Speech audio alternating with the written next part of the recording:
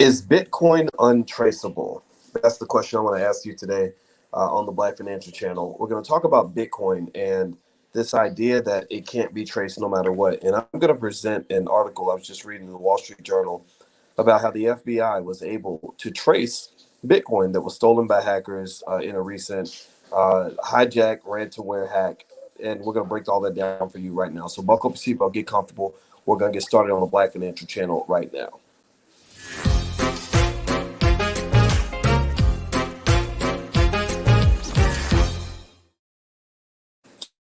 Hey, what's going on, guys? Welcome to the Black Financial Channel. That's theblackfinancialchannel.com. My name is Dr. Boyce Watkins. I'm your friendly neighborhood finance professor on the Black Financial Channel. We talk about black wealth and black economics and black wealth building every single day, sometimes as much as 10 times a day, under one condition. The one condition is that you must be B1. B1 means black first. That means that you put the black community as the top of your priority list. B1 means that you believe black people can be at the number one in the world when it comes to financial literacy within the next 50 years. B1 also means that we understand we must be one in order to be successful. So if you agree with this philosophy, put a B1, put a hashtag B and the number one in the chat. What's going on, Sakina and Boutbread and Anthony, Scott and Cutie Pie, the video editor, and Shelton Quiller. I love your names, by the way. Dre Day 2006. That's what's up. I love it. Okay, guys, hit the thumbs up button. Please hit the thumbs up, share, subscribe button. I'm going to break something down for you now that I just read. And I think this is of interest to anybody who's investing in cryptocurrency. Now, why you're investing in cryptocurrency, I don't know why, but you should understand certain things about crypto. And I'm gonna break some of this down for you. Now, let me ask you guys a question. How many of you are invested in crypto? How many of you own Bitcoin or Litecoin or Ethereum or even Dogecoin? How many of you own some type of cryptocurrency right now?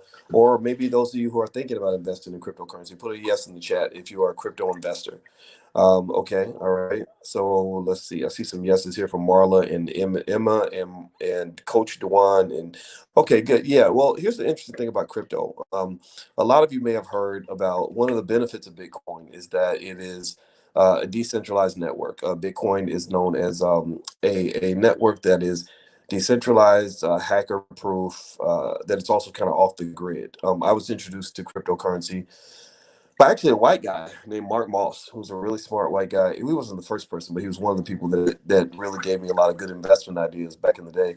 And Mark, is a libertarian. You know, he's hardcore, anti-government, everything else. And one of the things he talked about with Bitcoin a lot. And there's some other smart crypto people out there that I know. The sister that we brought in last week. What's the sister's name? Oh my gosh, her name will come back to me. I can't believe I lost it. But anyway.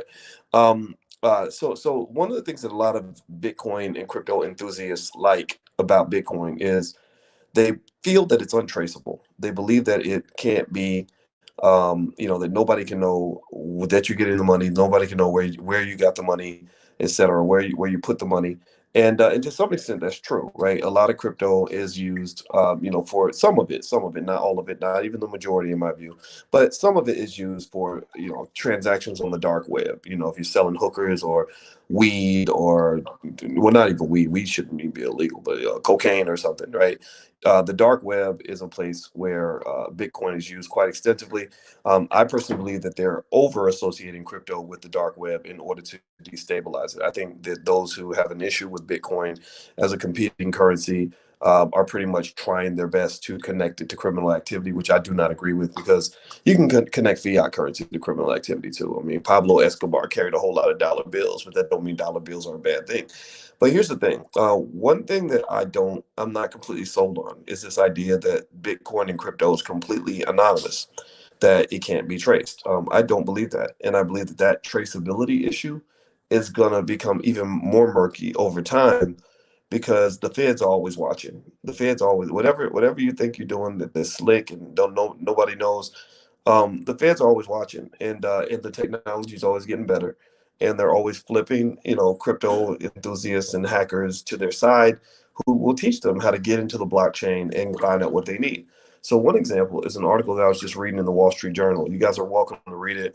The article is titled "How the FBI Got Colonial Pipeline's Ransom Money Back," and in this article, they basically said that after Colonial Pipeline on May 8th paid roughly 4.4 million in crypto to hackers holding its computer systems hostage.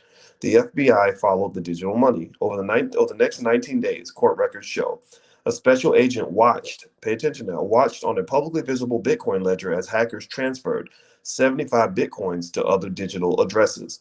A May 27th transfer of nearly 64 Bitcoins landed at a virtual address to which the FBI gained access, providing an opportunity to get a warrant and pounce.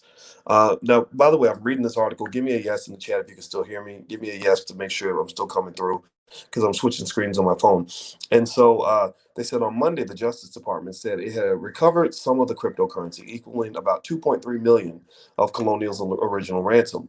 The operation demonstrates investigators' growing technical ability to disrupt the financial infrastructure that has enabled ransomware gangs to squeeze hundreds of millions of dollars from victims each year, cybersecurity experts say. Despite cryptocurrency's reputation as a hard to trace medium of exchange, useful to criminals and other groups that operate outside the traditional financial system, crypto experts say it is at times easier to track than hard currencies than such as the US dollars. So do you hear what they're saying here? Give me a yes if you hear what they're saying. What they're basically saying is that not only is crypto traceable, but some of them are actually arguing that it's easier to trace than cash. Easier, right? With cash, you take your cash, you go hide.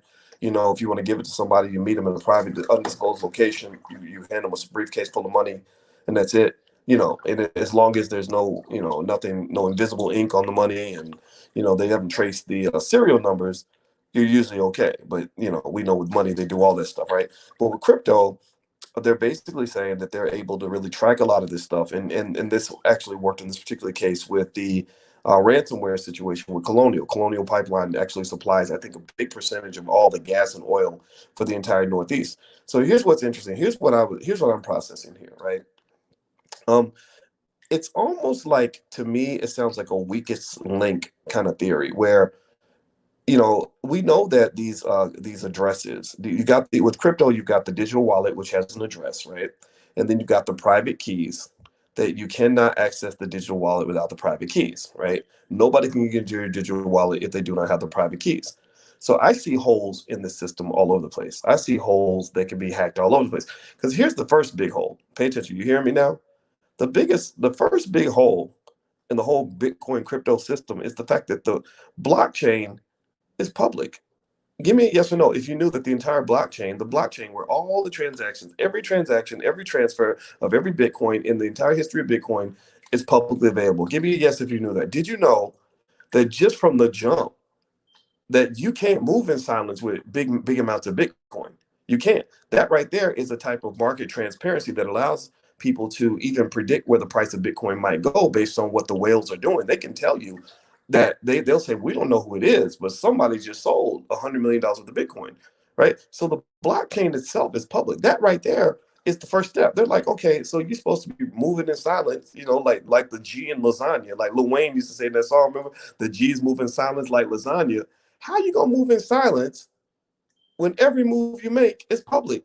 Like that Sting song, every breath you take, every move you make, right? I don't remember all the words, but it's like everything you do, I'll be watching you. So here's the deal: the feds are always watching. So when these transactions happen, now pay attention. Now, ransomware and all this conversation has become a national security threat. You guys may not know this, but I've been following this. I read a lot of financial commentary every day, constantly reading article after article, just listening to stuff, just understanding the environment, like being good at financial stuff. This is a wealth tip for everybody that wants to know how to make money. Understanding wealth is like becoming a good rapper. Like if you want to be a good rapper, you don't go like just, listen to a couple albums. You don't go and like take a class on how to be a good rapper. You don't just think you can step in the booth and just know how to rap just because you stepped in a booth. No, what you do is you hang around the culture. You listen to everybody's music. Dr. Dre became great at recognizing beats because he would listen to all different kinds of music from all different kinds of genres. So he was able to grab a montage of sounds and pull them together and make it sound like the coolest thing in the world, right? Like when NWA came out, in Eazy-E's song, the boys in the hood are always hard. Remember that? And the beat was so special and unique. It's like, wow, nobody was doing music like that at that time, right? So that's the same way with financial stuff. It's like if you're constantly taking in information, and I read constantly, I'm listening to things constantly. That's how you get good at wealth and money. So I'm following. So this is one of the stories I've been following. Is like, how did they trace this Bitcoin? How did they do this? And basically, the number one thing I noticed that they're leaning on now is the fact that the blockchain is public. So the feds are always watching, and when they're watching, the number one thing that they're watching is the blockchain. So when money gets taken, they're like, okay, who took it? Well, we don't know the person, but we know where they live. We know your address. We know your digital address. We know the address of your crypto wallet. So we may not know who you are, but we know where you at, right? Well, that's step one, right? Step one. Then here's the next step, right? This is a little tip for anybody who ever does any dirt. Is that it ain't that you're gonna snitch on yourself all the time. You gotta ask who's on in on it with you, right? So here's the deal with these hackers. This is where these hackers are gonna get popped in a lot of cases. They have entire networks. They have affiliate networks of all these different affiliates that they pay so when they go and they work together to do a seizure on Bitcoin, like bank robbers, they split up the cut, they split the money out. So what happens then is that when the Fed sees, remember the blockchain's public, so they see what address the money goes to originally. Then here's what they do: they say, well, who are your friends? Who are your known associates? So then they look at every single address that account transfers money to, every single one of them.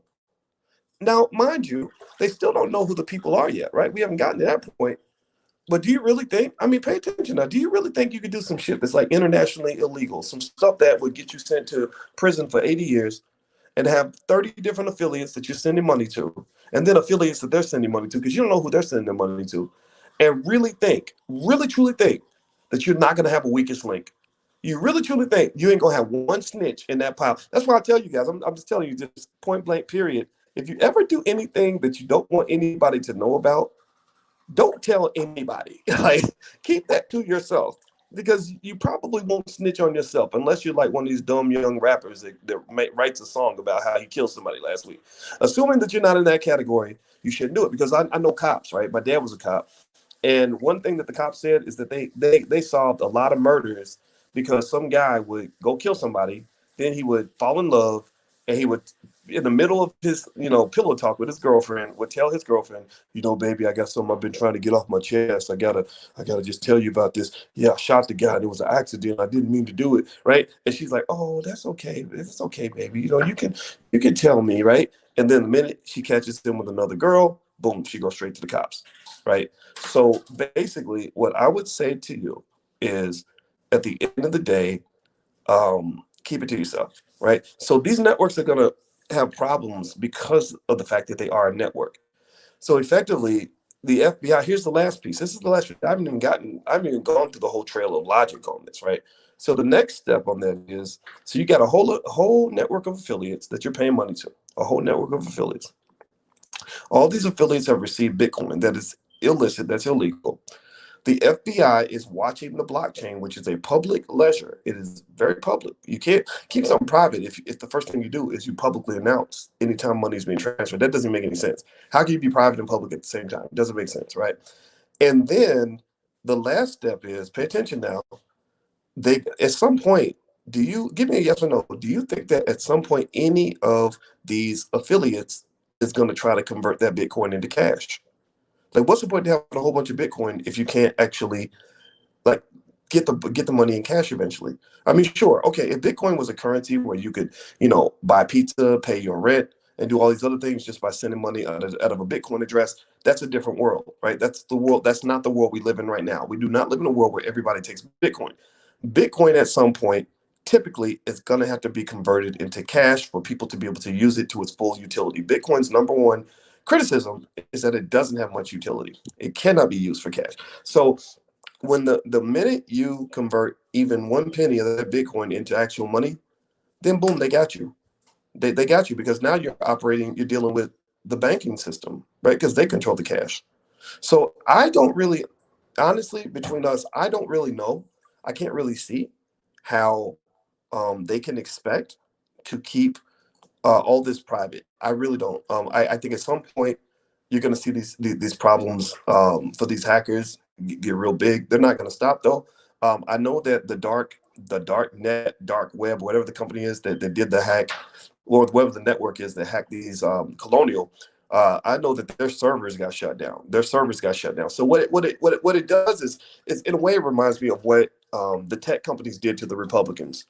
What the tech companies did to the Republicans was they basically defined almost anything any Trump supporter said to be hate speech. Like anybody that pretty much disagreed with the Democrats was going to be defined as hate speech. So then they started saying, you don't have freedom of speech. Like, we're going to shut down your Twitter. We're going to shut down your Facebook. So then they're like, okay, we're all going to go over to that other platform. I forgot what it's called. But so they all went over to this other platform. Well, guess what? That platform depended on Amazon Web Services to provide their service. So then Amazon said, we're shutting you down. And then also they were selling their app through their app through the Apple store. Apple said, we're shutting you down. Then the Google store said, we're shutting you down. So basically, in order for you to really have a truly independent network, it almost seems to me that you're going to have a truly independent network. And it starts, at the very least, in my view, by questioning the assumption that it was Parler. Thank you, Ahmad. I forgot what it was called. I forgot the name already. But it goes back to me to questioning the assumption of, should the blockchain even be public in the first place? Because believe me, the feds, they mentioned in this article that the FBI has tracked hundreds of millions of addresses on the blockchain, and they're watching economic activity in hundreds of millions of addresses in the blockchain because these addresses already have been associated with criminal activity. Did y'all hear this? I don't know if y'all heard this recently. They did this with and I actually was happy about this. They did this on they had a whole ring of some stuff going on with some kids, kid trafficking and something crazy like that. Love you a bit. All right, see you in a little bit. They had something going on with a whole global network of people trading children to do terrible things with children. And I think that using the blockchain was one of the ways they were able to kind of track this. So what they did was they actually got these people thinking that they were doing transactions on a secure network. They thought they were on like a Black Kirby. You're right. VPNs are very important, right? I think they got them all thinking they were using this special secure app. And what they did not know was that the FBI had created the app. So they were all doing they gained major trust in this app, and they were all doing lots of business on the app. And the feds literally, in an international operation, arrested over 800 people at one time. I think 800 people all got arrested at the same time because they gathered up all this evidence, all this data. And so what does this go to? And this does connect to economics, obviously, because Bitcoin and crypto is an economic thing. Most of you are invested in crypto for reasons other than just the privacy. I think, obviously, if you think one thing I know for sure is that the IRS will track you. Eventually, they're going to track the money you're making in crypto. So do not think that trading in crypto is going to help you avoid taxes. Everybody's going to have to pay taxes. Please pay your taxes. But what it makes me really think about is that, when people talk about the new world order and going toward one government and everything else, I think that's where the world is going. I think that we're going because you notice just recently, the G7 nations all made an agreement to have a minimum global tax rate. They all coordinated to say, no matter where companies put their headquarters, they're all going to pay 15% in taxes. That was huge because companies used to be able to duck and dodge and move around and put their headquarters in one country but do business in another just to keep their taxes down. That's how companies like Amazon are not able to. That's how companies like Amazon are able to get away without paying taxes. So I think that we're moving toward a global government. I think that at some point you're going to see some sort of international agreement on crypto, and where all the major countries, they may not be able to get every country. There'll probably be some little havens somewhere that'll be holding out or whatever, but they'll probably try to starve them out by saying, look, you can hold out if you want to, but we're not going to send you any aid. You're not going to be able to do any trade with any of us. When you want to harm a country, all you got to do is isolate it. Isolate that country from global trade. And what happens is that country's wealth drops so low that eventually the people are like, come on, man. Like they get rid of the government officials. They do a takeover in the country because they're like, we're starving to death. Like, we don't want to starve. We want to be part of the global economy. So I personally think that you're heading toward more global coordination. Is that a bad thing or a good thing? Well, it's good in some ways, it's bad in other ways. I mean, yeah, the conspiracy theories are real to some extent. I don't doubt that there's always the powers that be that are trying to get over on people. But at the same time, I think this is just the way it's going. And I'm just laying that out there. All right, so let's see. Steven says El Salvador is making Bitcoin legal tender. Yeah, I did see that, and I think El Salvador should certainly do that because I think Bitcoin's greatest use case is third world countries where the currency is garbage, And I love the idea that Bitcoin is allowing people to get access to money and resources they couldn't before. Do me a favor, take 1 second. Please take 1 second. Hit the thumbs up button. Hit the thumbs up button if you haven't done it yet. And also just to remind you guys, every Tuesday at 11 a.m. Eastern, we always get together and talk about stocks in the Black Stock Market Program. You can actually submit questions to me in advance. The first month costs you nothing. It's totally free. There's literally 5 years of amazing content that we've done throughout the years. So if you want to take a look at the program, feel free to go take a look. The URL's right there on the screen, and you can send me your questions. I answer every single one of them. Let's see here. Rick Robertson says, I noticed Biden is keeping the Trump tax rates that defund the least of us. Yeah, well, Rick, I tend to feel like these, Democrats and Republicans are really on the same team. If you want to understand a politician, look at where he's getting his money. Really, if you want to understand a person, if you want to understand any person and their actions, look at where they're getting their money. They're never going to piss off the people that are paying their bills. That's it. When I used to grow up, my mom would be like, if somebody ain't paying the bills in your house, then who cares what they think, right? That's why I knew that my first step toward freedom as a black man was to get to a point where a white man was not paying my bills. And that's how I can say things to white people and I don't care. Same thing is true, but then it's also true, when I deal with crazy people on the internet, like they don't pay my bills. Like the people that have provided any support for me, that's like 1%, 5% of the population. Like most people that talk about things in a negative way, they're not helping to get anything done over here. So I don't care what they think. I listen to the people that help me achieve goals. Like if you help me build, then your opinion is relevant. If you don't, then your opinion is going to be taken with a grain of salt. It doesn't mean I'm ignore you. It just means I'm not going to let you. You can't call shots in places where you're not paying the bills. That's another reason why black men who want to have real power in the household, you got to figure out a way to make your money. I can't imagine a household where you have no money or no financial contribution and you're able to call the shots. I don't think you can do that. I think that a woman is going to look at you and say, you're not helping to pay any bills up in here, so you can't make any decisions in this house. And I think it's okay for her to say that, to be honest with you. Let's see. About Bread says, support the ones that support you. Absolutely. Yeah, that's what my focus is. I preach to the choir. I see people. Sometimes I get trolls and stuff, and that's fine. Some of them get blocked. Some of them get stayed. It's fine, but it doesn't. That's not relevant because you can't spend your life trying to please people who hate you. Those people gonna hate you no matter what. They've already decided they hate you, so it's okay. You focus on the people that love you and have your back. Janelle says, I'm invested because you can make the same arguments about value as you can with gold. About value? You mean about Bitcoin or about value? Um, well, I don't understand the question exactly, but I will say gold is considered to be a store of value that is a hedge against inflation. So gold can come in handy, particularly as the currency starts to lose value. That gold's going to be important. Bitcoin's going to be important too.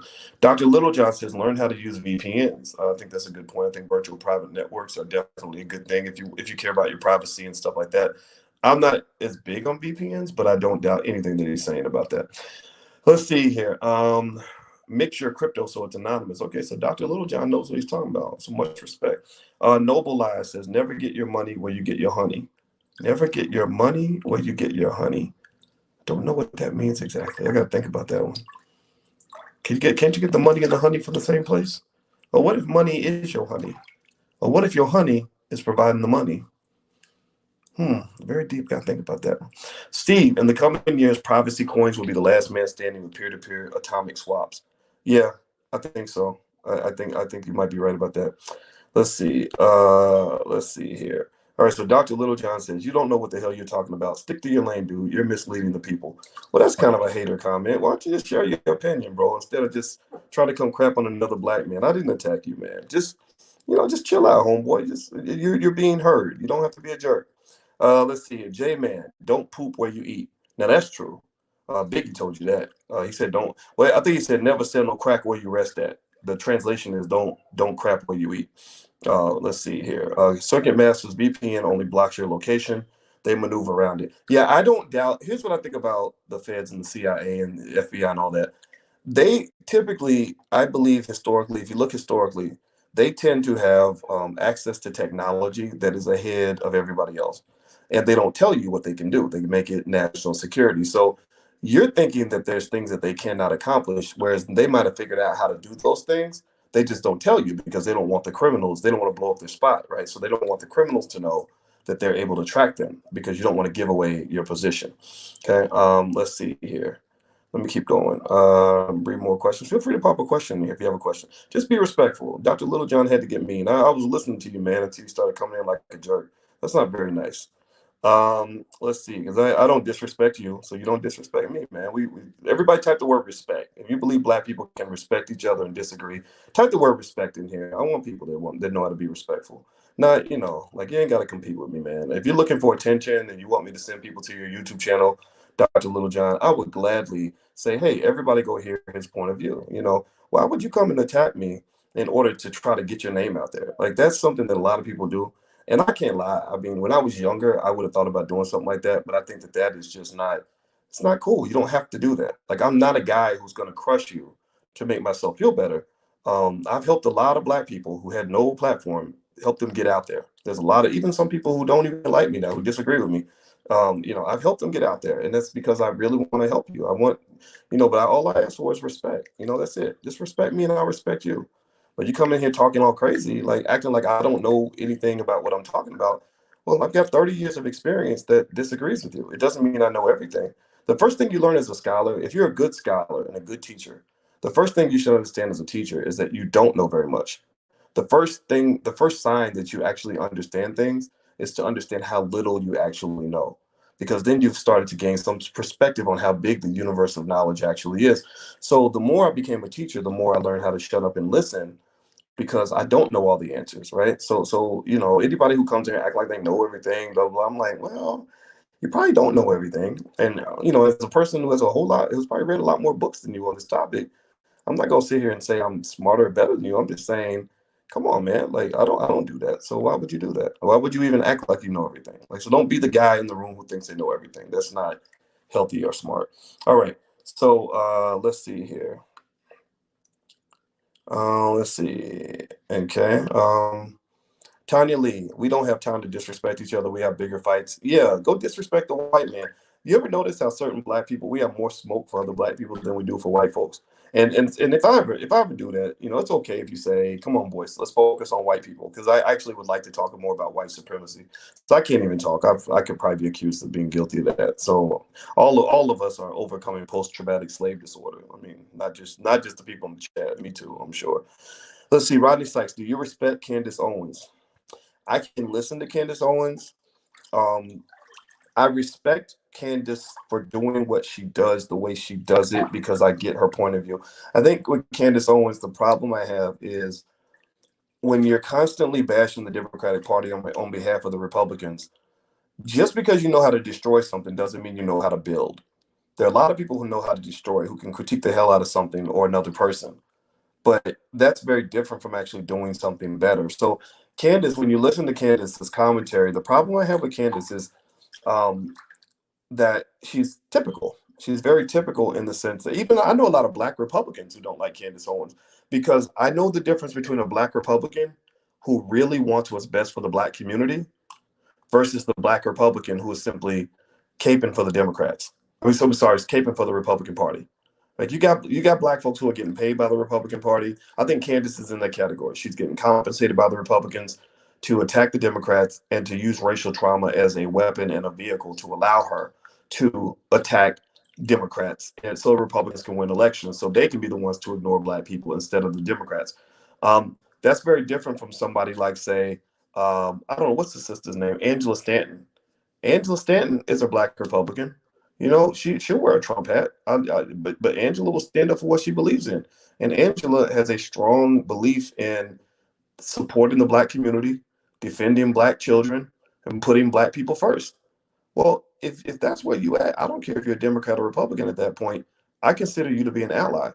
So what I really think we have to stop doing is stop defining people as quality black people based on their political party affiliation. That's what they want you to do. They want you to think of yourself as Democrat or Republican before you think about being black first. That's what the B1 philosophy is all about, is that once you decide you're black first, you can be whatever you want at that point. You can be gay or straight, you can be a feminist, you can be, non whatever. As long as you are doing what you're doing for the sole benefit of the black community, then I can at least hear you out and we can have a conversation. But if you are simply a white Republican in blackface, or a white Democrat in blackface, and you're literally repeating the same talking points as the other members of your party, I have a harder time listening to you because I know what your incentives are.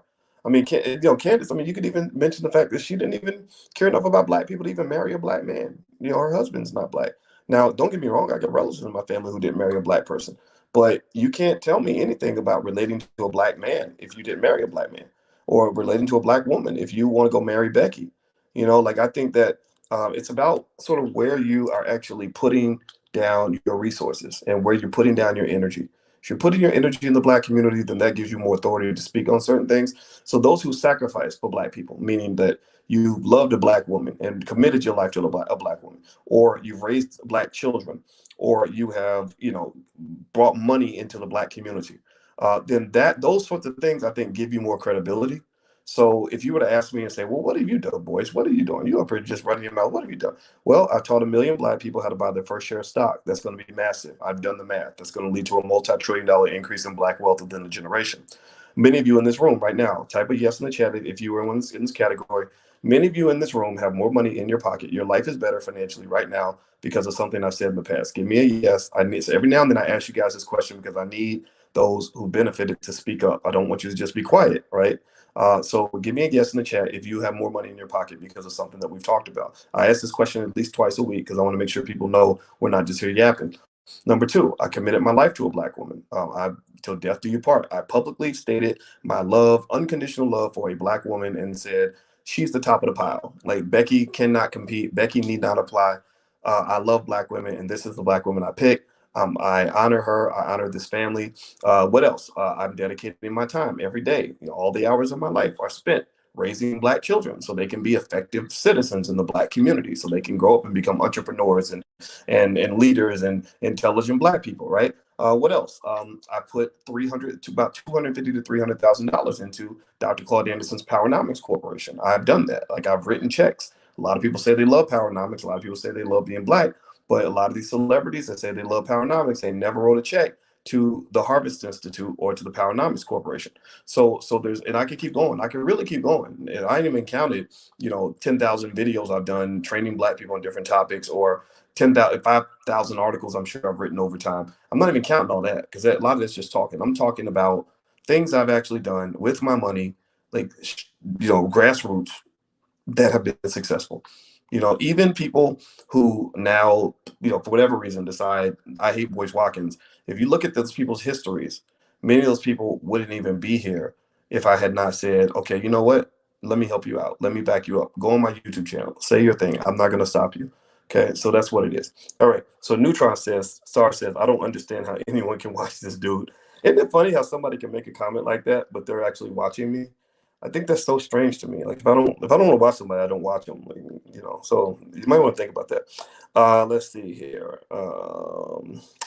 It's taught to be black against black. No other race has that type of hate toward each other. Stay woke. Yeah, Derek, you're right about that. That black hatred, man. If you got black people that hate you this much, who needs the Klan? I know plenty of white people, and they don't give me no grief. The grief comes from black people. It's like, what the hell, man? What kind of twilight zone are we living in? Let's see here. E-Black says, do you feel that blockchains expose risks to money tracing? Yes. I think the blockchain, I'm not saying get rid of it. I'm saying that the blockchain by nature, it's public, right?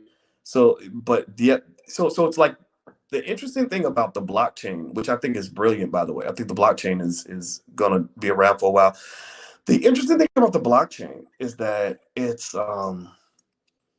like saying, okay, we're more secure because we're public. Everybody sees every transaction, right? Everybody can see every transaction.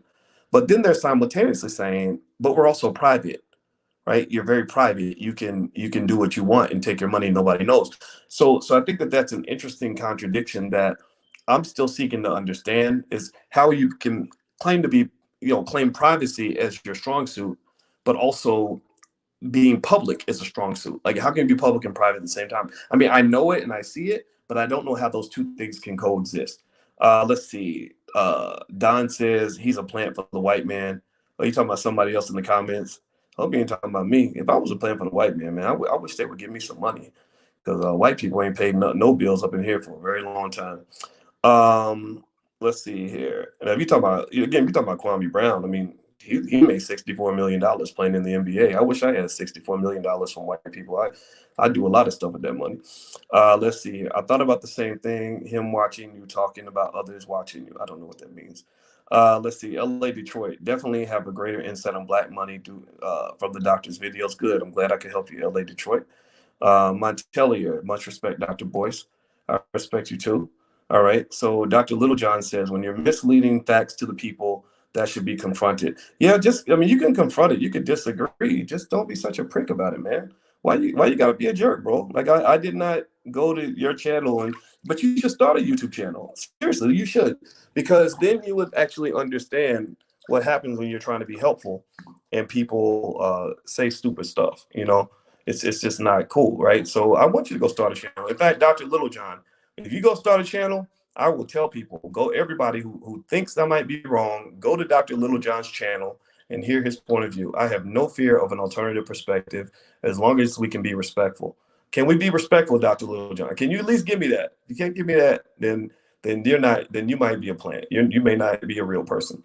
Let's see. We need a black bank, says Sam. I think black banks are good. I think the thing about black banks is that most of them have like large percentages of white ownership, and that's one of the things that makes some black banks that appear black. They're not really black. And also somebody said, do your own research. Yeah, I agree. You should. So you really shouldn't trust everything that I say. You should trust yourself, right? So that means take your time. Like, my goal is not to tell you what to think. I'm not trying to be a black leader or a demagogue. I'm not trying to be any of that. I'm trying to give you a perspective that might help you with your perspective. At the end of the day, the people that come here, my goal for you is to get you to think for yourself. I don't want you being chasing another black leader who's gonna, tell you whatever he wants to tell you. For all you know, I could be compromised. I could be in here I really could be a plant. White people could have planted me, and I could be in here just deliberately misleading you. So don't just trust things blanketly. Go do your own research. That's how you make sure that the information fits you. Because the other thing too is that my truth may not be your truth, but we may both be telling the truth, right? But I may tell you, for example, I may say steak is really good. Everybody should eat steak, but you may like chicken. You may not like steak at all. So my truth is not your truth, right? So it's very important to remember that. Let's see. Bout Bread says, I've invested in crypto, real estate, and technology. What's your thoughts? I think that's a very good move. I think it sounds like you have a nice diversified portfolio. Bout Bread, I don't know how old you are. I'm looking at your picture. You look kind of young. But ladies, y'all need to go chase this brother down, because he's gonna have some money. People that think like that usually end up having money. It's how you think that determines a lot of things. Somebody says, don't pay attention to Lil John. Well, he's not Lil John, he's Dr. John. So let's show the man his respect. Let's see here. Tackle says, we can never stop respecting and appreciating you, Dr. Watkins. Well, I appreciate you too. Thank you so much for saying that. Leroy, since New World Order slowly being advanced into our way of living. Yeah, probably. Let's see, big pressure. How can we bring unity to our community? Well, I've thought a lot about Black unity, actually, and what that really means, what that looks like. So one way to think about it, honestly, would be to look at the white community, right? The white community is not unified at all. They're not. Democrats hate Republicans. Rich people hate poor people. The men hate the women. That's why America's going to fail. That's why their families falling apart, everything else. There's not any unity. The only area where white people could be considered unified is that they all kind of ignore Black people, right? They all kind of agree that Black people aren't that relevant. Even your Democrats won't pay you reparations or anything. But if you're looking at general unity on a lot of issues, you just don't see that with the white community, right? In order for them to be unified, you'd have to have some sort of common threat. Like if China invaded the United States, then you would suddenly see America become really unified, because we're all in danger. That's what happened with the Jewish community. If you read how the Jews invented Hollywood, you'll notice that there was a severe lack of unity in the Jewish community. Like, everybody thinks the Jewish community, they all on the same page and all that. No, no, no, no, no. You had the Orthodox Jews, and then you had the Jews from the East Coast, those on the West Coast. You had the Eastern European Jews. I'm not even an expert on the Jewish community, but reading that book really sort of brought to light to me how much division there was in the community. Like, they fought just like us. Like, the stuff they did to each other, it's like, wow. Like, so we're not the only crazy people out here. Like, there's other communities are crazy. It's just that their crazy isn't put on full display. they don't display their crazy publicly the way media does with us. Like they love to show crazy black people because that's really entertaining to watch. But the reality is that all the communities have a lot of chaos. Um, my wife is a therapist and she sees, clients that are not black. And believe me, their stuff is not together the way some of you think, right? So I think rather than looking for a utopia of, every black person being on the same page, Boyce and Umar doing the same stuff and Kumbaya and all this other, I think rather than looking at that, I prefer to look at it as finding your clique, finding your tribe. How do you get gang affiliated? Because the world is gang affiliated. The world is gang affiliated. What do I mean by that? Well, if you look at the definition of what a corporation is, a corporation is simply a nexus of relationships. That's the definition of a corporation. And what does that mean? That is a web of people that have, in that particular space, found some unified purpose that they can all pursue together that makes them better off than they would be if they were not together, right? So one corporation, one gang affiliation will be like Apple. Apple is a nexus of relationships, thousands and thousands of people around the world who all work for Apple. They wear the same colors. They're all on code. They all have the same agenda. They all follow similar rules, right? And as a result, they built this $1.7 trillion behemoth of a company that cranks in about $300 or $400 billion a year, right? They make $100 billion a quarter as a team because they're all gang affiliated, right? Now, here's what I want you to pay attention to, right? Now, most of these people are probably white, right? But are they all the same on every level? Are all these people the same? Like, do they, are they all Christians? No, if I'm sure they talked about religion, they'd be arguing, right? The Christian would be arguing with the Muslim, who'd be arguing with the Jew. Are they all feminists?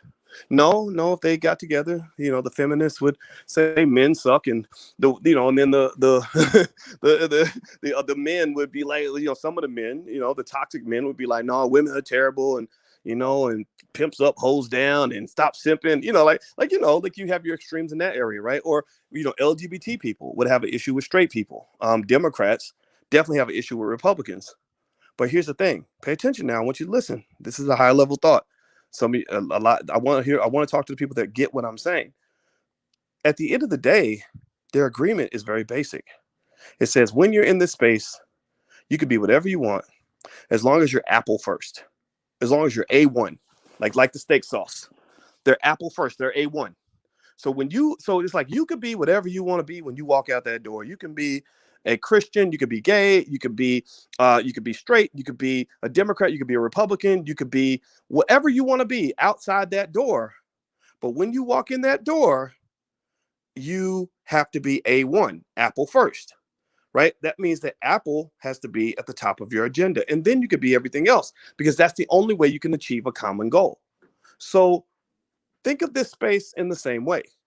In this space, when you walk out that door, you could be whatever you want to be. You could be Democrat, Republican, you could be gay, straight, educated, uneducated, rich, poor, Democrat. I don't care what you are. I don't care what your affiliations are outside of this. But in this space, in order for us to achieve this specific goal of the what I call the Black Core 3, Black people educating our own children, creating our own jobs, supporting Black businesses, you have to be B1. In this space, you have to be B1. And that's what Apple does. Apple says, look, you ain't got to be here. If you're not A1, that's okay. We're not going to get mad at you. We're just going to fire you, right? So in this space, it's okay if you're not B1. It's okay. You don't have to be B1. But just know, if you're not B1, we're going to fire you. You're not welcome here, right? Apple is not out trying to be popular and trying to get as many employees as they can. Apple is trying to get as many people on the team who can be on code, who agree with the agenda. People who do not agree or who are going to disrupt the agenda or create chaos in the office are not going to be invited. They're going to fill out a job application. They're going to say, no, thank you. Right. So the same thing is kind of true in this space, that it's okay if you're not B1. It's okay if you don't get what we're saying. It's just we don't really want you here, because we have something we're trying to accomplish the same way Apple is trying to become one of the biggest companies in the world. So right here in this space, I can guarantee you that if I was to add up the net worth of all the B1 people in America, shout yourselves out if you're B1, put a B1 in the chat if you hear what I'm saying. If you add up the net worth of all the B1 people in this space, I guarantee you, here's what you would find. You would find that the B1 people have seen a higher increase in their net worth than the average person in our community. Maybe you didn't start off rich, but you probably are on your way. A lot of y'all, I hear you. I hear you say, I made 30,000 last year in the market. I made 150,000 last year. I've seen people become millionaires. I've heard people talk about how they fired their boss this year. They quit their job. Like, you're not typical. You're not going to fit in every space, and that's okay. Right. So also another thing about the B1 space is that in the B1 space, you're going to probably find men who are more likely to take care of their children. Right. You don't really find men in the space who hate black women and talk crap about them and say that they're terrible people, or have a bunch of kids and abandon them. No, most of the black men, shout yourselves out if you're either a black man or if you have a black man that you know is taking care of his kids, put his name in the chat. The thing is that the men in this space are not the types of men you're going to find out there in the street.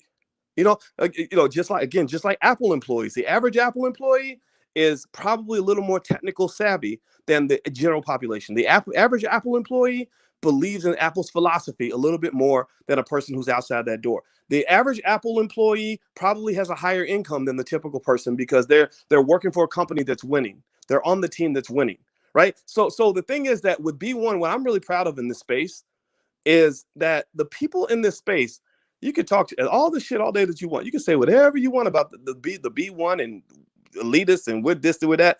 No, but the B1 people are winning. Like, if you listen to people that talk at one of our events, like when we have an event, I tell you, whenever I meet a young lady who says, I can't find a good man, I say, come to one of my events. There will be powerful, amazing black men all over the place. And all these men are good men, quality men. They ain't going to beat you, ain't going to rape you, ain't going to steal your money. They ain't going to be broke. Or if they are struggling financially, they're going to be doing better. They have the right mindset. Like, if you want a quality man, come to one of my events because there's quality. All the men that are there are quality men. I know this when they walk up to me. The same thing is true with the women. If a guy says, well, ain't no good women out here, I'm in Atlanta, and all these women are gold diggers and superficial and with fake this and fake that, and they just lying and ignorant. I say, no, just if you come to our events, the women that show up are quality women. They have, this is called, it's statistics. They call this self-selection. Self-selection bias is when you have people that self-select, that say, they stand up and raise their hand and say, I'm one of y'all. I fit in. This is my group. These are my people. And so I know that, in the black community, because what we're doing is so radical, it's very radical. Shout out to Dr. Claude Anderson. He's the first scholar that ever told me that it's okay to be radical. When back in 2006, when I met him for the first time, I said, man, sometimes it was in Louisville, where I'm actually going to be doing an event next week with this group, meetinc.org, MEETINC.org. It's a knowledge fest, and Red Pill, Blue Pill is going to be there. Brother Ben X will be there. I think it's called Black World Order was going to be there, which I looked them up. They're doing really amazing stuff. And I love that type of stuff, right? So we were at an event in Louisville, and I said to Dr. Anderson, I said, yeah, when you speak on this pro-black stuff, the universities think you're radical and this and this. And he said, yes, you want to be radical. He said, that's the only way you're making a difference. If you're not radical, if you're not shocking people, if you're not pissing some people off, then you ain't doing nothing. If you're just saying what they want to hear, then you're just going along to fit in. You just fitting into what everybody else is doing. Who wants to just go along and fit in? Like, I'm not trying to just fit in, right? So I think that what's going on here is really powerful because if you look at, here's the thing, everybody compares black people to white people. They always talk about these gaps: education gap, wealth gap, these other gaps, gap. In the B1 space, there ain't no motherfucking gap. The only gap that there is in the B1 space is the gap between B1 people and how white people and the rest of America is behind them. Seriously, B1 type people tend to be ahead in the gap. If there's any gap, it's a gap where you're ahead of everybody else. It's a gap where you're investing more than everybody else. It's a gap where your kids are doing better than everybody else's kids. It's a gap where you are learning at a faster rate than everybody else is learning. It's a gap where your family in a generation is going to be better off than other people's families. And it ain't no elitism thing. I don't even know when they talk about elitism, what does that mean? Is black excellence by definition elitism? No, I think black excellence is simply black excellence. It doesn't mean you think you're better than anybody else. There's nothing wrong with me thinking that I'm special and excellent. If I say, look, we can be excellent together. Elitism is where I say I'm just better than you just because. No. If you do more, if you work harder, if you invest more, if you spend more time on it, if you practice harder, then you're gonna be better. You're gonna be naturally elite. Why should you be ashamed of that? Why should you sink yourself into the misery of mediocrity just to make a lazy motherfucker comfortable? Why would I make myself mediocre just so my mediocrity can match yours? I'm not a fan of that. So that's my view on it, and that's what I hope you'll hear. Um, because I know some of you are probably going through what I've gone through. I go through stuff where people say, oh, you think you think you're better than everybody because you talk white, or maybe I think Aaron's comparing me to Dr. Umar because you're right. Dr. Umar is a great speaker, greatest speaker I've ever heard, but he never built that school, and he did a lot of stuff that didn't make any sense. So you can say what you want, and the reason you're saying that is because that fits like that. People like that will always have a bigger support base in the black community than people like me, because what we're doing is radical. It's not radical to give a great speech and to do what black pastors have been doing since forever. But if you notice, the black pastor is rarely, not all the time, not every pastor is like this, but most black pastors are not able to actually move their congregation forward in terms of success and well-being. Most black pastors are only able to give you a good speech. And so the people that I love talking to are the people who will listen to a pastor hoot and holler. Have you ever gone to a church? I'm not making fun of all the pastors now. This is not me making fun of the church. But have you ever gone to church and literally like listened to the pastor talk and realized like he sat there hollering and screaming and he literally only said one thing for 2 straight hours? And everybody's jumping up and down, rolling around the aisles, and Lord Jesus doing praise dances, and they're playing the organ, and everybody's jumping up and down. And you're the weirdo who is sitting there, and you're just like, I'm not feeling any of this, because all you said was Jesus walked. And you said it 85 times with 87 different voice inflections, and people are reacting to your voice inflection like they're at a concert. I don't know if anybody's ever gone through that, but this is one of the things that unify me and my wife. We do not go to church. It's not because we hate the church or we hate black churches or anything, but we don't go to church because we go to church and we're like, this motherfucker, he been talking for 2 hours. He ain't said nothing. Give me something that I can process. Give me something that's going to make my life better. Don't just say one thing. Jesus had faults. Dun, dun. Yes, he had faults. Dun, dun. We all got faults. Dun, dun. We all make mistakes. Dun, dun. Yes, Lord. Dun, dun. Yes, Jesus. Dun, dun. I said, Jesus. Dun, dun. Jesus. Dun, dun, right? You ever see that? I hate that. That drives me insane. Like, that's the kind of thing I don't participate in any of that. I know a lot of pastors who are very smart people, but if you preach like that, just know I know what you're doing. My wife is an expert on the subconscious mind. She's an expert on how just the cadence of your voice can literally hypnotize people and get them all jumpy and etc. The only people it doesn't work on are conscious people, because conscious people are conscious of what you're doing. They're not seduced easily because they have a stronger, what is called prefrontal cortex. The prefrontal cortex is the part of your brain that makes you literally process what's happening. One thing that you have to understand, you have to be careful about what happens, what they do to some of our people, is that television, watching lots of television, weakens the prefrontal cortex. And black people watch more TV than any other group of people in America. The studies show this. So when you have a weakened prefrontal cortex, you're reacting in a visceral way. You like something because it sounds good. That's why a rapper could make a song about murdering and killing your mama, and you'll dance to the song because it has a nice beat. You're not processing what's actually being said in the lyrical content, right? So if you really want to understand, the essence of white supremacy, but not just white supremacy, it's deeper than that. It goes down to capitalist brainwashing. The capitalist system. I'm not a hardcore capitalist, because the capitalist system in the Industrial Revolution, they found subtle ways to brainwash the American public into believing that a woman was a better person if she abandoned her kids and went to work every day than she was if she stayed home with the children. Did y'all know that? They were like, we need more workers. So we got to tell women that the only way to be a strong woman is if you work. And if you don't work, you're not a strong woman. So it got to the point where just like some of what you see in our community, where you have some men that will call a man a simp because he loves a black woman, or because he'll help take care of some kids that need a father, right? Well, the same thing is true there with feminists. You'll hear feminists make fun of a woman who stays home and takes care of the kids. Well, who's more important in the household? There's not another person more important on this planet than the people who raised us and gave us life and love when we needed it. Do you understand what the world would be like if every mother quit her job tomorrow? If mothers did not do their jobs, you would have a whole world full of serial killers and rapists and axe murderers, because all these children would grow up with severe antisocial disorders that result from the fact that you need a mother's love just to function in this world. You need a mother's love to function in this world. And in fact, actually, when you really look at some of the, and I'm not challenging the whole manosphere, some of that I can agree with. I mean, I'm a man, I get it. But some of the manosphere, you got to be careful, because you've been infiltrated by a lot of men who never received a mother's love, and that translated into a kind of aggression toward all women. If I grew up hating my mother and thinking my mother was a raggedy bitch, then I would probably grow up thinking almost every woman I meet was a raggedy bitch, because deep down I'm mad at those women the same way I'm mad at my mother. Right. And so you kind of have to understand these things. And when I say these things, some people are going to get it, some people aren't, but I don't think most people are going to get it. I really don't. I just lay it out there for the people that kind of want to understand, like, you're not crazy. Like, if you're seeing this, the same thing I'm saying, maybe I'm providing some context to help you understand it better, because I don't think you really want to try to just fit in into a toxic culture, because that'll make you toxic too. Let me see here. MG, thank you for your donation. He says, did you cop that new Lil Durk and Lil Baby is fire? No, I didn't. I didn't. Lil Durk, Lil Durk, Lil Durk. Didn't Lil Durk get shot?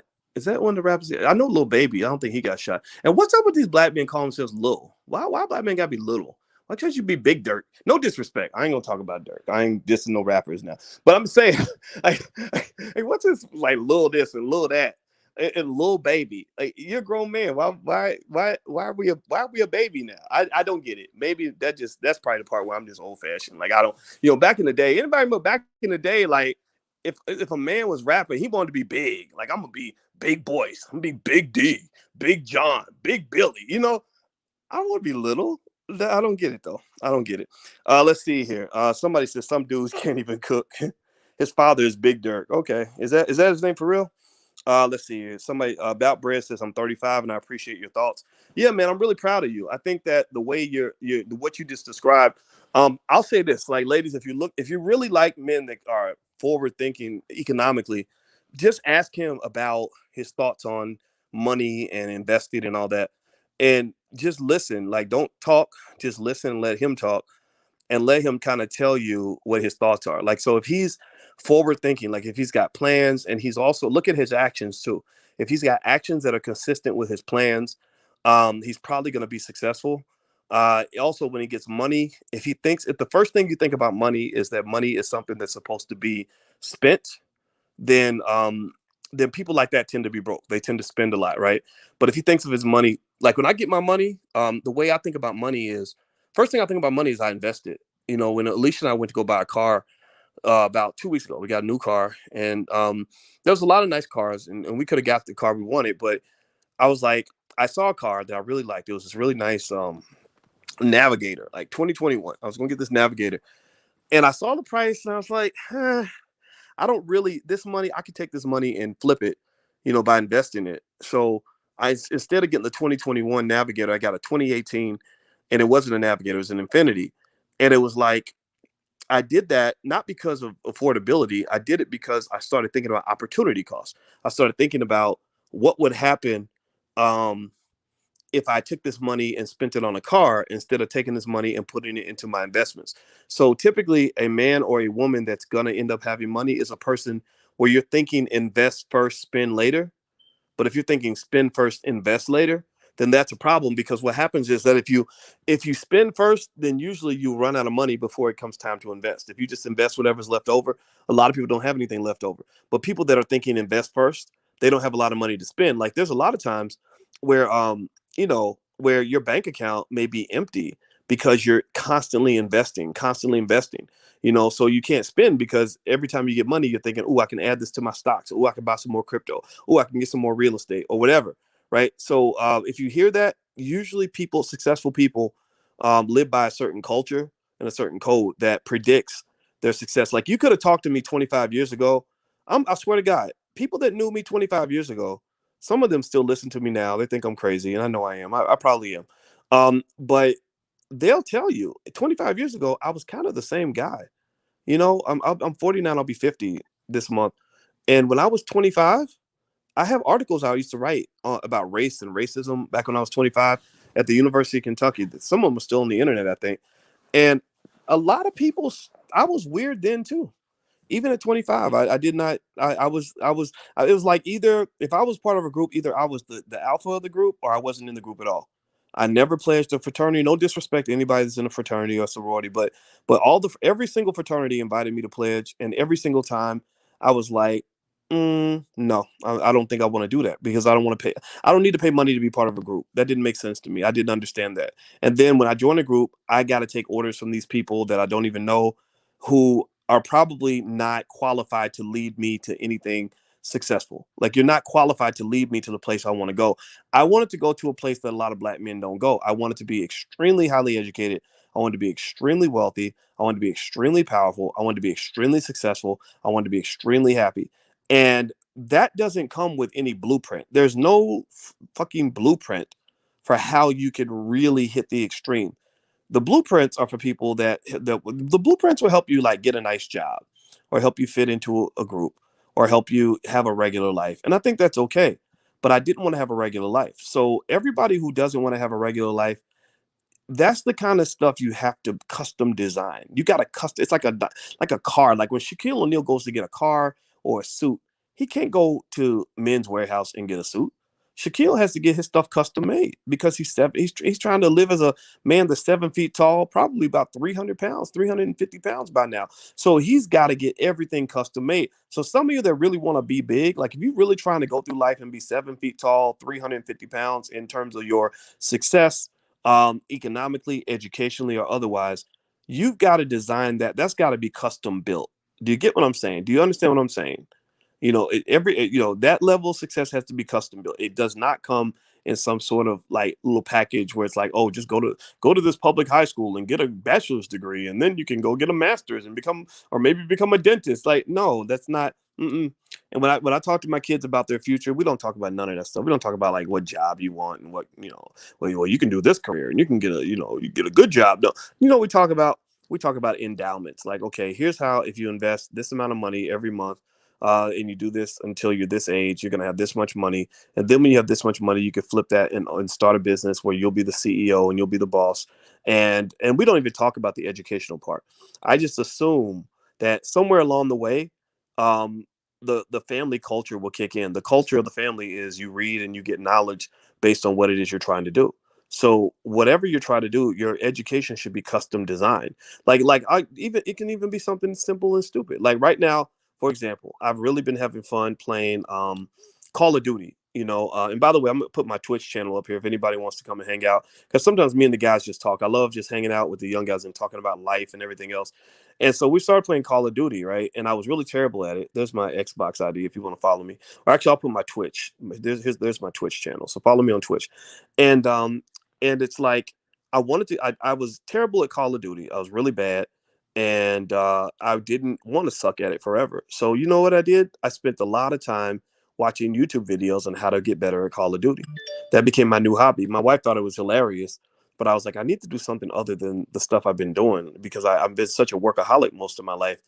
I need to find some other passion that is fun for me.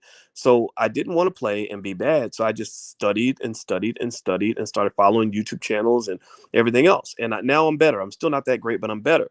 Right. And I think the same rule can apply to anything you want to do. If you want to become good at investing, then just every day read articles about it. Every day listen to commentary about it. Every day, follow YouTube channels on the topic. Every day think about what you're going to do with money when you finally get it. Just every day, if you make that your obsession, then you're going to be good. And you're also going to have a unique type of success that will be different from most people. A lot of people are looking for the cookie cutter. I don't think successful black people can look for a cookie cutter. There is no cookie cutter out there for black success. Most cookie cutters are designed for black ignorance. They're designed to create black failure. They're designed to create broken families. If you are a man, for example, and your goal is to have wealth, um, then you learn how to build wealth. If your goal is to be healthy, then you got to learn health, the exercise, and eating right. If your goal is to have a healthy family and a strong relationship, you got to go study that. I study how to be married. I study how to be a good father. I study how to be a good husband and a good leader of a household. You cannot just expect that stuff's just going to come to you because somebody hands it to you. Nobody hands you any of that. Nobody hands you anything, in my view. Most of the stuff that you need to be successful as an adult is not handed to you anywhere in the school system.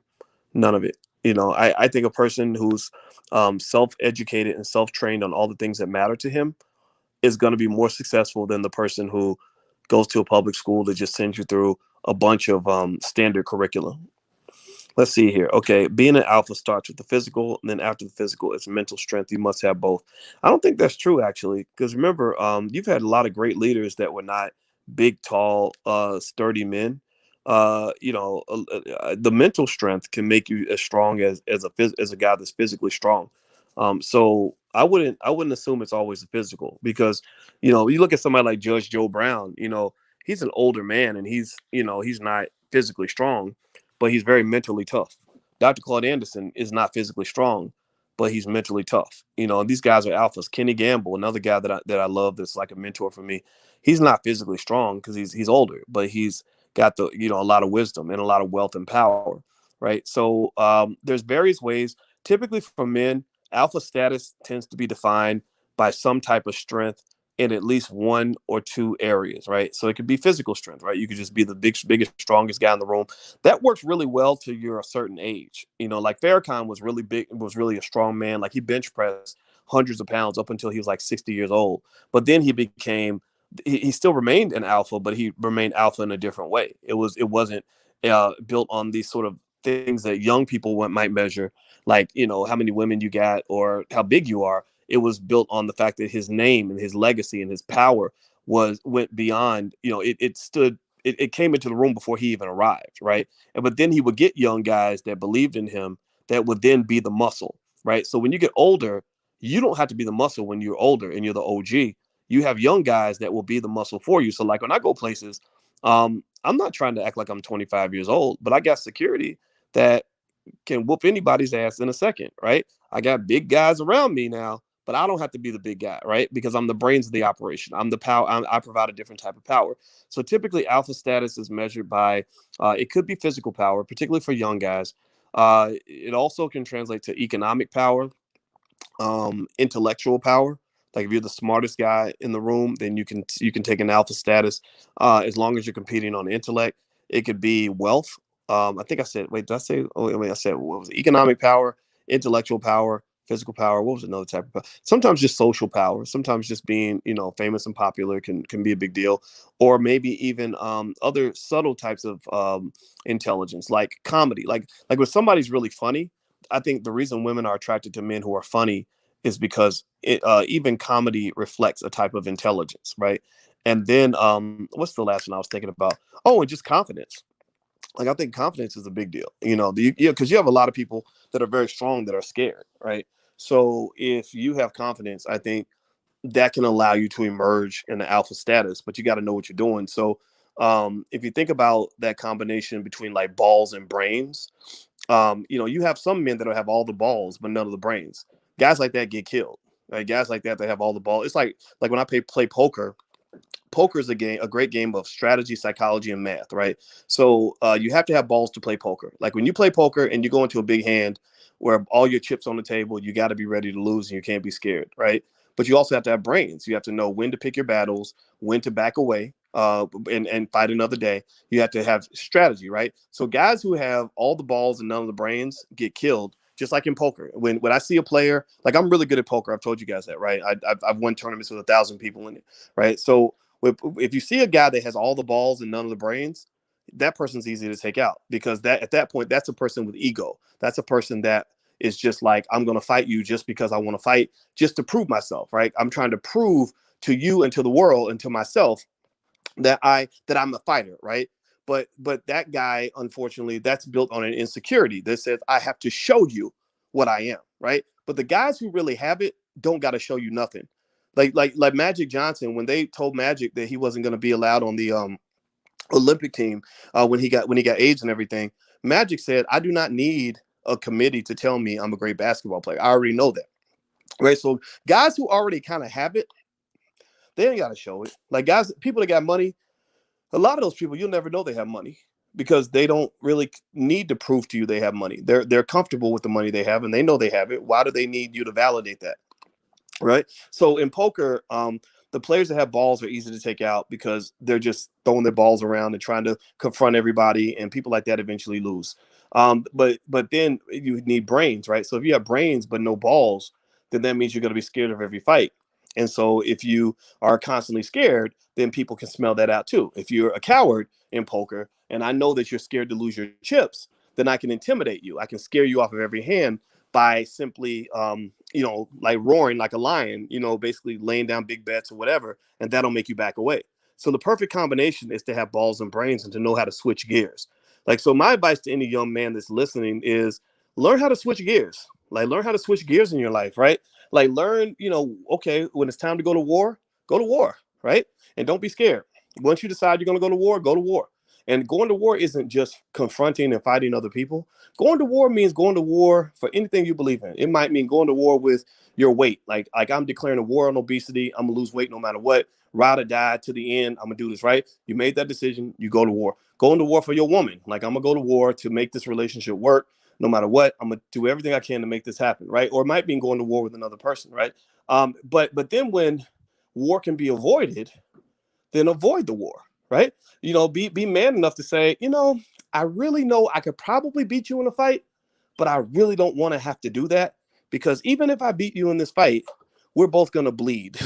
Like, you might win, but I can make you bleed, and I might win, but you can make me bleed. So rather than us, okay, so let's say I'm a 9 and you're a 6. So 9 minus 6 is 3. So I'm gonna beat you, right? Because I'm a 9 and you're a 6. But after you throw your whole 6 at me, you take away 6, and I win because I got 9, I'm still gonna be a 3. So I didn't really win. I'm just not the biggest loser. Like, you're a 0 now. And sometimes people think they want to fight because somebody lost more than them. Well, really, you didn't win. You actually were just the person who lost the least. Right. So rather than thinking of it like that, like, because I'm a 9 and you're a 6, and I'm gonna go to war with you, which means I'm gonna win because I'll still be a 3, you'll be a 0. Instead, a better constructive way, a logical way, again, not everybody's logical, but logical people will get this, is to say, 9 plus 6 is 15. So if we can find a way to overcome our differences and not go to war with each other, then maybe we can come together and form the greatest force imaginable. Like where nobody can mess with us because we're 15, because we're working together. Or at the very least, I keep my 9, you keep your 6. We both walk away better off than we would have been if we had gone to war. If people thought like that, I believe a lot of wars would be prevented. I think that a lot of people fight because they want to prove that they can fight, or maybe they grew up seeing people constantly fight. But if you pay attention, whenever there's fighting, there's always a loss. Whenever there's fighting, people always lose money. When a family fights, they lose the opportunity to work together and accomplish anything. They accomplish nothing because they're fighting. When you get married and you're fighting with your spouse, you're not building with your spouse. You're not creating anything that's going to be beneficial. All you're doing is fighting each other. When two brothers are fighting, those are two brothers. They could have been brothers. They could have got together and done something extraordinary, right? So fighting, I think, should be the last resort. I think sometimes you fight because you have to. It's like, I study war a lot. Actually, I study war a lot, and I watch this documentary about World War II, and I watched it like 10 times because I'm fascinated by war, by how horrible human beings can be to each other, and how terrible war is, right? So here's what happened, right? So Hitler and Joseph Stalin did not like each other. Hitler was a fascist. Fascist hated communists. So it was basically the Democrat Republican divide just in Europe. All this shit with Trump and Trump supporters versus Biden supporters, that started in Europe probably 1,000 years ago, right? So the fascists versus the communists has been a long-standing kind of back and forth that's been going on since forever. So Hitler, he didn't like anything that Stalin believed in. He didn't like what the communists were. He wrote in Mein Kampf, his famous book Mein Kampf, that he wrote in jail. He wrote about how terrible the Russians were and how he would go and destroy the Soviet Union if he could. Blah blah blah blah. Whereas Joseph Stalin, I feel, was, even though he had his flaws, he was a little more rational. He was a little more of a logical kind of person in my view, because he was like, look, I don't like you, you don't like me. But and you know, I respect you as a threat. You respect me as a threat because I got Russia. We got 20 million soldiers we can throw at your ass, right? So you don't want to really fight me. I don't want to really fight you because I don't want to have all my people die. So they signed a non-aggression pact, right? Now pay attention. Now this is a little bit of a long-winded story, but this will help any of you that are trying to be strategic on how to succeed in life. So Stalin and Hitler signed a non-aggression pact with each other, where they were like, "Look, I'm not gonna mess with you. You don't mess with me. Even though you're doing stuff I don't like and don't agree with, because it's to our mutual interest, we're not gonna fight each other." So Hitler's over there just blazing through I think Eastern Europe. Like he's literally first he attacks Austria, then he goes after was it Poland and Czechoslovakia, and he's just eating through all these countries like crazy because Hitler just he was like out of control. He was like a Tupac kind of mindset. Not that Tupac was bad, but Tupac wanted to fight everybody. If you remember, Tupac was like, fuck Bad Boy, fuck Diddy, fuck Biggie, and if you down with Bad Boy, then fuck you too. Like Pac was kind of like, I hate everyone. I'm attacking everybody who's even associated with these people. I get that, right? I get the idea that you're willing to go to war. You've made that point, but you probably went a little bit too far, and going too far, it doesn't end well, right? Eventually that we know how that ends, right? So Hitler's just attacking everybody, right? All the Europeans are scared to death. Winston Churchill's like, what the fuck? This dude is out of control. Because the British had tried to get along with Hitler too. Didn't work, right? Because Chamberlain, I think, I forgot his name, but the previous president before Churchill had gone over to Germany and sat with Hitler. Was like, "Nah, we cool, you know, we're friends." And no, but Hitler just started going crazy, and then he wanted to attack England and all these other countries. Right. So check this out. Pay attention now. Pay attention. I know it's a long story, but I want you to kind of understand the logic behind this thing and get the moral of this. So Stalin's still sitting back there chilling. Stalin's like, I'm not gonna mess with it. Like people are like, you got to stop Hitler. He's out of control. Stalin's like, look, I don't want nothing to do with it. I don't want to fight, right? The U.S. Woodrow Wilson, he was a racist president, but he was a president. Was it Woodrow Wilson or was it somebody else? I think it might have been Wilson, maybe it was somebody else. I don't remember. But the American president, Roosevelt, I think it might have been Roosevelt. Like, I don't know history. I wasn't paying attention in school. But the U.S. president, the U.S. was like, we don't want to fight either. So they're sitting there like, you know what? Whatever he does, that's his business. We ain't messing with him. So check this out. Pay attention now. Here's the mistake that Hitler made, because Hitler was dishonorable. He was not an honorable person. He was crazy. He was a gangster. He wanted to fight everybody. He violates the non-aggression pact that he made with the Soviet Union. So he's like, oh, I'm feeling myself. I'm the shit, right? Nobody can stop my army. We've got the best tanks. We got this blitzkrieg. We're just taking everybody down just in literally in a matter of days. All of our soldiers are doped up on these new drugs that we've created or whatever. So we're going to go take Russia too. We're going to take, you know, you let me eat on everybody else's plate. Like you let the bully run through the school and you're not messing with him. And then the bully comes over and is like, I'm going to take your lunch too, right? So he attacks and invades the Soviet Union. And anybody that knows the history of war knows that that was the biggest mistake Hitler ever made. Let me tell you what happened. So he goes into the Soviet Union and he's working his way to Moscow. He's tearing through villages. They're beating, they're burning shit down, raping women, you know, killing the children, just doing everything, right? And then and then Stalin's like, damn, man, like we had an agreement, bro. Like, why are you attacking me? Like, leave me alone, man. I wasn't messing with you, right? So Stalin is like devastated. He's like, he's hurt, he's sad, he's worried, he's scared, he doesn't know what's going to happen. And then Hitler actually goes to Stalingrad just to really try to insult Stalin and to establish his so-called alpha male dominance over Stalin. You know, again, this is where this whole balls over brains mindset, this whole like, I'm gonna be the alpha no matter what mindset, it can destroy you if you don't understand how to be logical and intelligent in your moves. So Hitler goes deliberately to Stalingrad and says, I'm going to take your whole entire bitch. He says, I'm going to go to Stalingrad and the city named after you, and I'm going to take your city with your name on it, right? Bad move, because that, in my view, this is the world according to Boyce. Don't give me, if you disagree with some of this, then just know this probably means you're smarter at history than I am. This is what I picked up. This was my interpretation. I'm going to share it.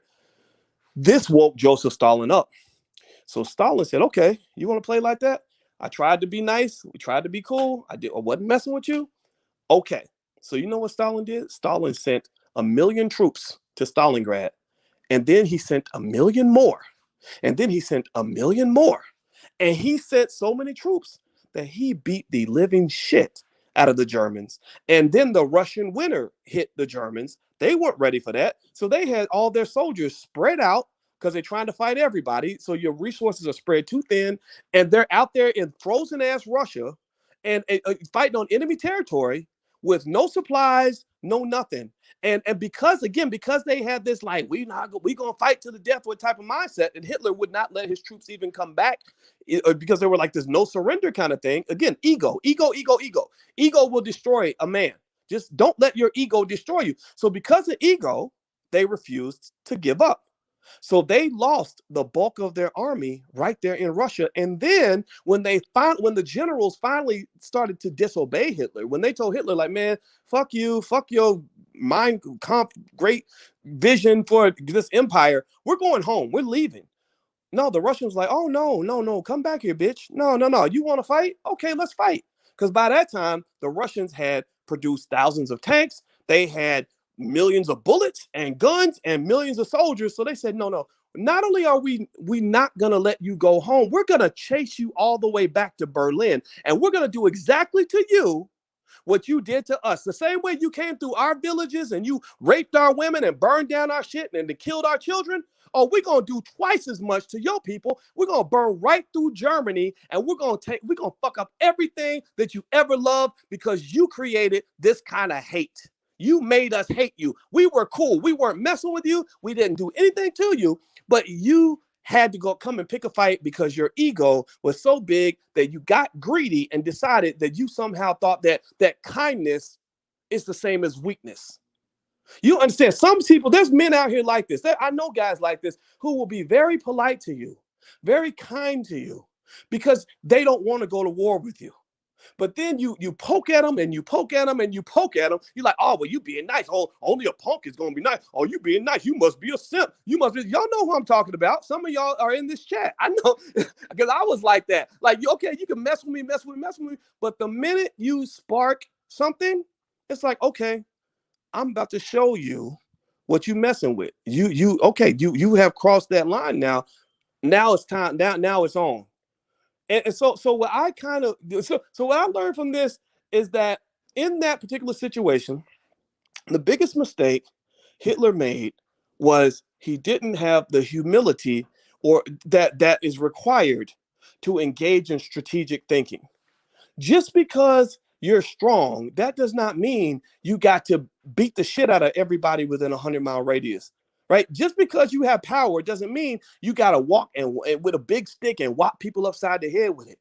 Right? Some people walk softly, but they carry a big stick, but they don't want to use the stick because they understand that everybody's better off when you don't go to war. Joseph Stalin understood that. Hitler did not. He mistook his kindness for weakness. And as a result, Hitler lost the war because the Russians fucked him up. They kicked him all up in his entire ass, all the way back to Berlin. And that's when then the Americans came along. So he had the Americans on one side of his country coming in, and the Russians coming in from the other side. And they literally took everything. They literally took over all of Germany, and they just split it up down the middle. And I think it's interesting. I'm glad it happened that way because, we wouldn't want Hitler to kind of keep on doing what he was doing, but it really it was a lesson to me. It was like, don't be greedy, like chill out, like be strategic, be intelligent, black man. That's how you win wars, is by being strategic and intelligent. You don't win by banging over breakfast and trying to fight everything and everybody all the time, because that's not going to work for you. So that's my 2 cents. That's my little story for the day. I know we didn't plan on talking about all of this, but I thought that was the most fascinating thing in the world. And I think if you really study war, you learn a lot of lessons from war. And so anyway, I'm going to go. This was fun. I hope you guys have a good day. And like I said, there's my Twitch channel. So if you ever want to come hang out with us on Twitch, feel free to do that. It's right there on the screen. I'll talk to you guys later. This week, during the week, I tend to talk about more financial stuff. It's just the weekends when I get a little bit crazy and kind of go off on these interesting little adventures. So consider this like an intellectual field trip. So I'll see you guys later. Have a good day. Hit the thumbs up button on your way out, and I'll talk to you guys soon. Take care. Peace.